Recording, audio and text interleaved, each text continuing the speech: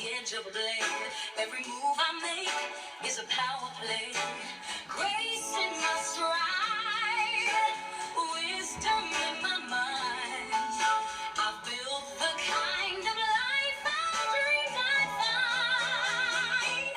I've become a woman I look up to, strong and untouchable. It's what I do, radiating power, confidence so high. I'm not just living, I'm learning to fly. Men may desire, but I define me. Unstoppable force, wild and free. I've become the woman I look up to, and I'm loving every shade of truth. When peace threatens control, healing from emotional manipulation. Welcome back to Becoming Her. I'm your host, Colina Chippy. If this is your first time here, welcome. I'm really glad you found your way to this space. If you've been doing this journey with me, thank you for coming back. I do appreciate you. This podcast is for the woman who is learning herself again. Not who she had to be to survive, but who she is becoming now that she no longer has to just survive. Take a deep breath with me.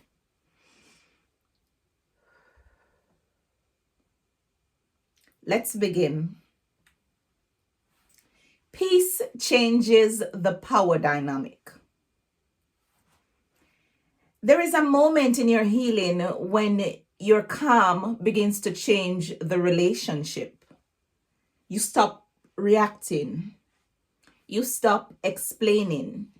You stop defending. You stop emotional chasing. And suddenly, your peace becomes threatening. Not because you did anything wrong, but because someone lost control over how you responded. Peace removes leverage. Peace doesn't announce itself. It doesn't explain itself. It doesn't negotiate its presence. And for people who are used to your reactions, your emotions, your explanations, your availability, your peace feels like rejection even when it isn't. Because peace removes the emotional hook they once had on you. You didn't change, the dynamic did. Emotional manipulation wears many masks. Manipulation is not always loud. It is often subtle. It can look like guilt. It can look like concern. It can look like spiritual language. It can look like, after all I did for you. But what it really means is, I am uncomfortable that you are no longer accessible in the same way. Manipulation does not want to be exposed. It wants to be normalized. So it hides behind concern. It hides behind tone. It hides behind love. It hides behind sacrifice. But real love does not need access to your nervous system to feel secure. Real love does not require emotional leverage to stay connected. When your spirituality is used against you, one of the most painful forms of manipulation is when your faith is weaponized. You should forgive. You should be more patient. You're supposed to be loving. God wouldn't want you to act like this. But God does not ask you to abandon wisdom. He does not require you to remain in emotional bondage.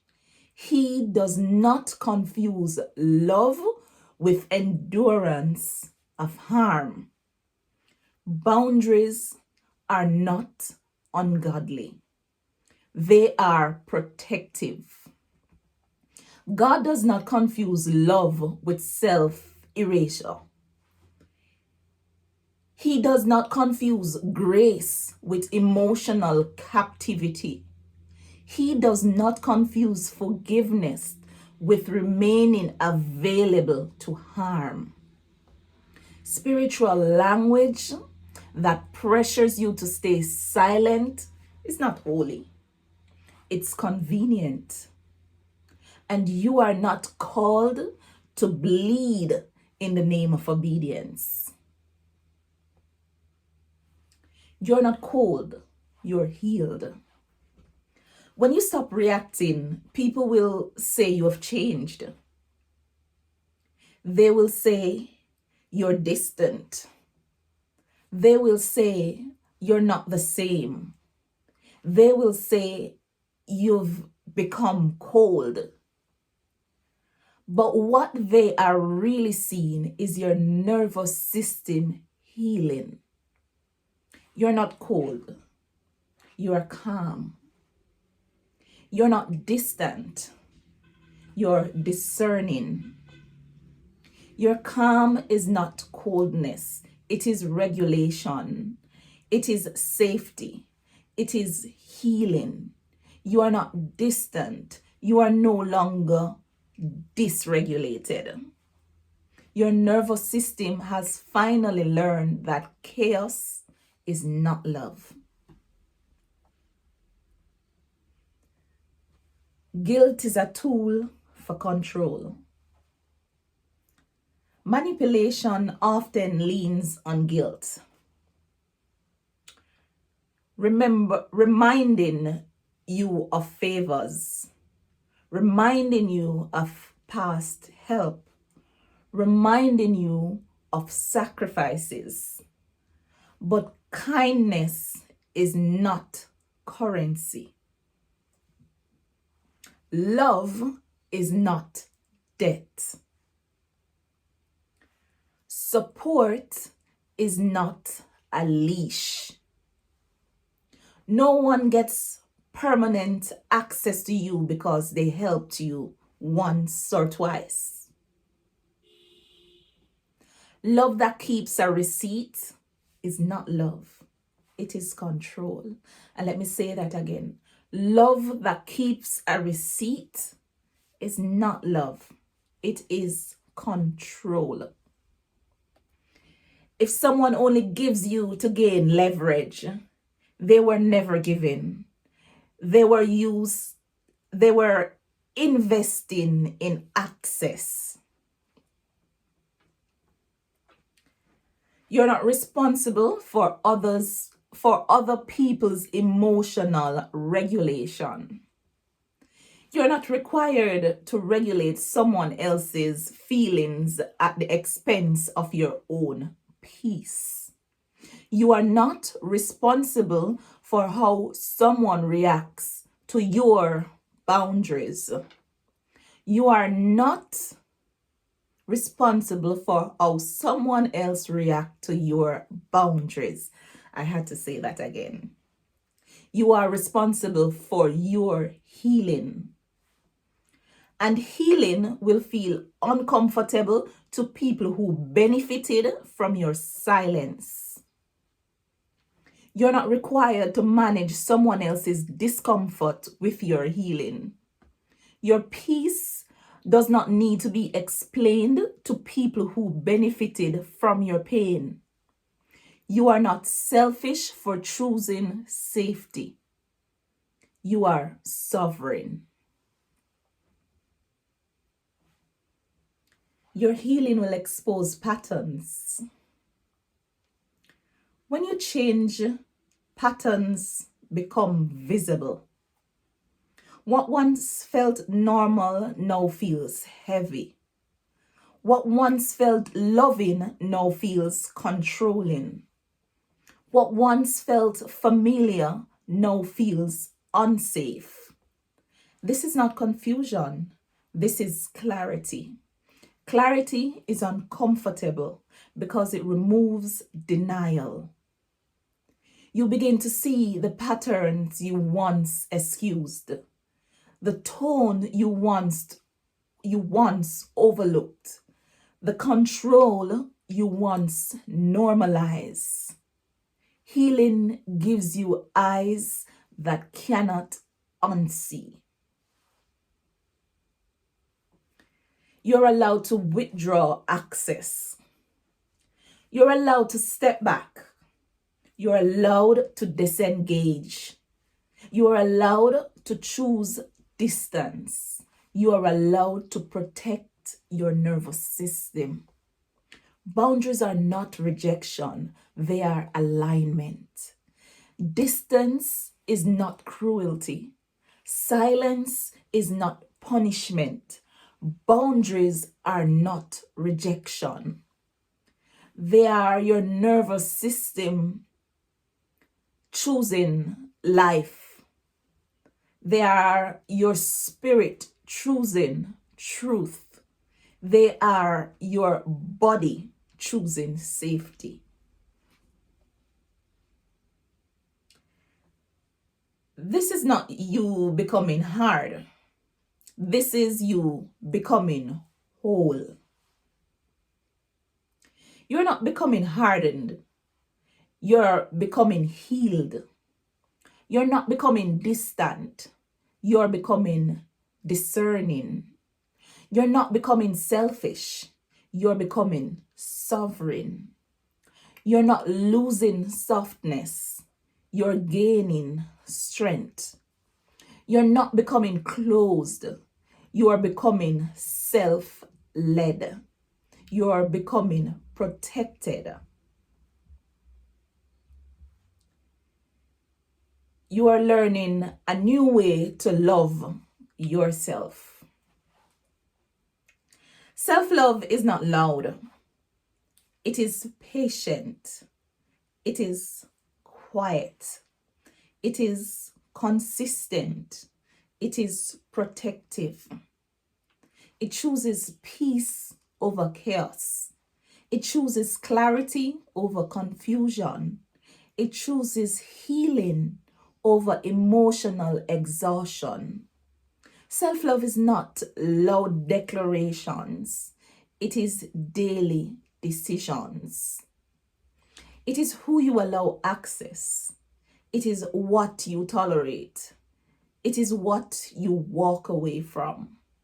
It is what you no longer explain. Before we close, I want to share something close to my heart.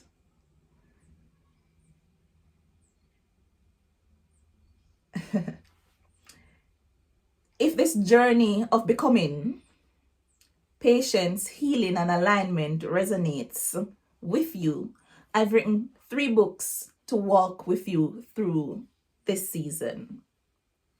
Becoming Her, a journey back to myself for the woman returning to her truth. 1 Cocoa Full Basket, the power of patience, consistency, and small steps for the woman building slowly but faithfully. The Making of a King, lessons every boy should learn from his mother, rooted in wisdom, legacy, and nurturing strength. You'll find the links in the description. Check them out. And before we close, please take a minute to like, comment, and subscribe if this message spoke to you. It helps more women find this podcast and join us in our becoming journey. Now, in closing, your peace is not rebellion. Your boundaries are not punishment. Your clarity is not cruelty. Your healing, or they are healing. And healing will always challenge systems built on your silence. Let me say that again. Healing will always challenge systems built on your silence. You're not becoming difficult, you're becoming free. Until next time, honor your clarity, protect your peace, and remember, you're already her. You're just learning to stand in her power. Thank you for joining me. Thank you for listening. Thank you for watching. Thank you for being here today. Blessings, love, and light. All the best for the new year. And I'll see you next year. All right, with more of our becoming journey. What good. Every scar, every tear, carve me into gold. Turn my fears into stories untold. I exude power like the stars at night, a beacon of strength and unstoppable light. I don't bend for love, I stand tall in my glow. The respect I demand is the respect they show.